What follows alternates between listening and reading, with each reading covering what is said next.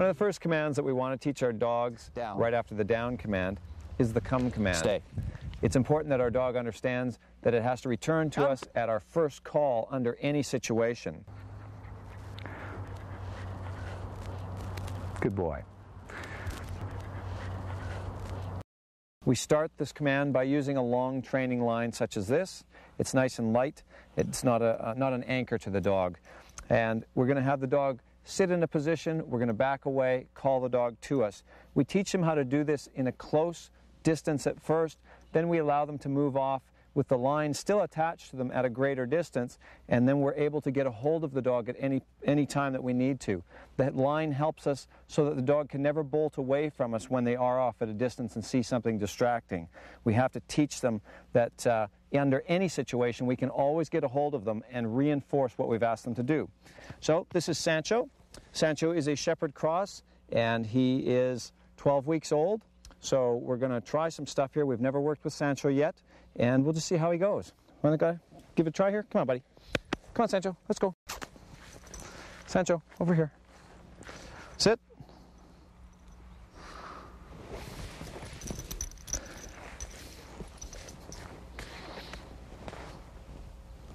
Okay, come on. Sancho. And a boy. Sit. Good boy. Stay. Now we move back from the dog, having given the stay command. Go back to the end of our rope, open our stance up wide, hit our legs, give the come command. Come. Pull the dog to us. Step towards the dog. Place him into the sit position. We don't need to reinforce the sit position with the wording at this point. We want the dog to automatically sit as they come in. And we'll try it again. Stay. Make sure that you don't tug on the dog as you back away. That's unfair to them, so we just be careful with our line. Come.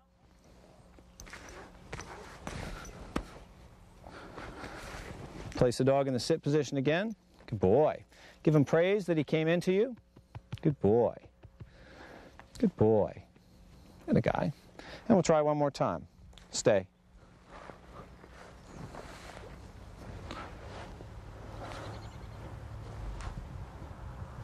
Come.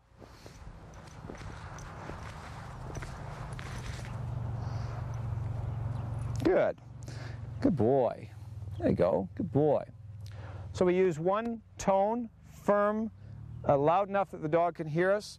Our higher tones are more effective than the low growly tones when the dog is off at a distance. If we use a tone that is too low, like come, it doesn't carry throughout all the distracting sounds that could be happening. So we're looking for a higher pitch. Come! And we can add more air to that as the dog's distance grows. Good boy. And the dog is in a sit position. They need to remain in this until we let them go. Okay. Good boy. Here, buddy. Over here. Come here. Atta guy. Good fella. Good fella. Good boy. So again, the beginnings of the come command are to have them in the sit position, back away, call the dog to you. Now, again, once we've reinforced this come command a number of times and we can see that the dog is responding without the need for correction, then try it with the line completely on the ground so that the dog understands that you're not using the line to bring them to you, that they have to respond on their own. Then go for a stroll, allow the dog 10 or 20 feet from you, and try your command again. And if they don't respond at that point, that's where you have to run to them, pick up your line, and run back to where you called them to, reinforcing with a couple of snaps along the way so they understand it is correction. And if you practice this for 15, 20 minutes a day in the course of about a week to a week and a half, you should have a dog that is responding under more and more distraction. Come!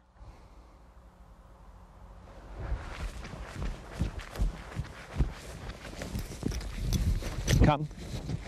Come. Good boy. Good boy. So when the dog is at a distance and we give the command, if they ignore us, we give them 2 seconds to respond.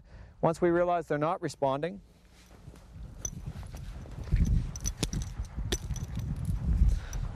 Once we realize they're not responding, we run over, grab the dog's line, run back, snap them every 5 or 8 feet, just reinforcing the fact that the whole run back to where we called to is part of the correction. As we snap it, just reinforce saying come.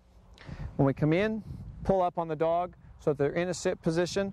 Again, come meaning they come directly to us and sit in front of us. And once the dog is in this position, they have to stay in the sit until we release them. And the release again is, okay, good boy. Come here, buddy. Atta boy. Good boy. Yeah. That's a guy. Good boy. Yeah. Good boy. So we just keep doing that, different situations, allowing the dog more and more distraction as we go. But remember, do not give the dog any time away from this line. They have to live with this line on when they're out playing, wherever they go, so that we can always get a hold of them. If you give them a break from the line, they instantly know that you are not in control, and they will take advantage of that. And that's where we start to lose a consistency in getting our dog to come back to us. Hey, buddy? Good boy. Once they've learned to respond consistently, then shorten the line down, have a little 6-inch piece of rope of the same sort so that you can still make corrections when you need to, but wean the dog off the line by going shorter and shorter until you realize after about a month or so that you don't need a line at all. You'll just feel it. One day the dog is responding properly the way you need them to. Every once in a while, a maintenance correction whenever the dog challenges you, and the dog will stay this way and get better as it grows. When correcting your dog at a distance, as you run towards the dog, run along the training line to stop the dog from moving away from you, as opposed to picking up the line at the end furthest from the dog. If you try picking up the line 10 feet from the dog, what you'll find is that the dog is going to know what's going on and start to run towards you, creating slack in the line, which will cause your correction to be ineffective. It's important that the dog always receives a correction that is proper and that's going to make them change their behavior. Even if it takes you 2 or 3 attempts to do the correction, you want to make sure it's one that is going to work for you.